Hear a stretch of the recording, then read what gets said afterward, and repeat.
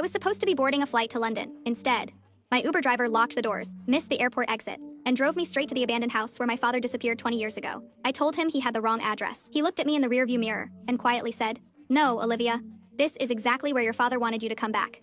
My heart stopped. I had never told him my name. People think GPS glitches are annoying. Mine destroyed everything I believed about my family. It started on an ordinary Tuesday. I had accepted a promotion that was sending me to London for 2 years. New apartment, new career, new life, exactly what I dreamed about. I hugged my mom goodbye before sunrise. She smiled, but something about her smile felt forced, almost guilty. I ignored it. My Uber arrived at 4:37 a.m. The driver's profile said his name was Daniel, late 50s, perfect, 5-star rating, gray beard, friendly smile, nothing unusual. He loaded my suitcase into the trunk without saying much. For the first 15 minutes, everything was normal. We talked about the weather, flight delays, airport coffee. Then my phone buzzed. GPS signal lost. I frowned. Daniel glanced at his dashboard. The app's acting strange today. "No worries," I said. "I know the airport's basically straight ahead." He nodded, but instead of taking the airport exit, he kept driving. "Excuse me, you missed it." "I know." His voice stayed calm, too calm. "I'll turn around."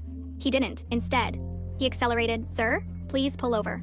Nothing. He just tightened his grip on the steering wheel. The highway disappeared behind us. Street lights became darker. Buildings became older. My stomach twisted. Then I recognized the neighborhood. I hadn't been there since I was 12. "No," I whispered. "No, no, no."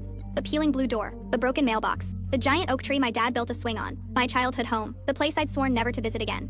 Daniel parked. The locks clicked. Automatically. My pulse exploded. "What do you want?" He didn't answer immediately. Instead, he reached into his jacket. Every nightmare I'd ever imagined flashed through my head. Then, he pulled out an old photograph. It was me, 7 years old, sitting on my father's shoulders. The picture had never been public. "Where did you get that?" I promised him I'd give it back to you. "Him? Who?"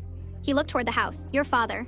My father disappeared 20 years earlier. The police searched for months. No body, no witnesses, nothing. Everyone believed he'd abandoned us. Eventually, my mom stopped talking about him entirely. "That's impossible." Daniel shook his head. "No, it's impossible that nobody told you the truth. Every instinct told me to run, but another part of me, the 12-year-old who had waited by the window every night hoping Dad would come home, needed answers." Daniel unlocked the doors. "I won't force you, but if you leave now, you'll spend the rest of your life believing the wrong person disappeared." I stepped out. The house looked smaller than I remembered. Nature had reclaimed most of the yard. The windows were boarded. Everything smelled like wet wood and forgotten memories. Inside, dust covered everything, except one room, Dad's office, perfectly clean, like someone had been maintaining it. Recently, Daniel walked to an old bookshelf. He pulled out one book. The shelf clicked. A hidden panel slid open. Behind it was a narrow staircase leading underground. I stared. "I grew up here. I never knew this existed." Daniel nodded. "Your mother didn't either." The basement wasn't really a basement. It was a bunker, built decades earlier. Inside sat shelves filled with boxes, file cabinets, old computers, family photographs, and one tape recorder. A fresh battery blinked. Someone had used it recently. Daniel pressed play. Static filled the room. Then, my father's voice. "If you're hearing this, Olivia, it means Daniel finally decided it was safe." I couldn't breathe. My father explained everything. He hadn't abandoned us. He had been an accountant for a construction company that secretly laundered money for organized crime. When he discovered millions disappearing through fake charities, he became a liability. The FBI wanted him to testify. The criminals wanted him dead.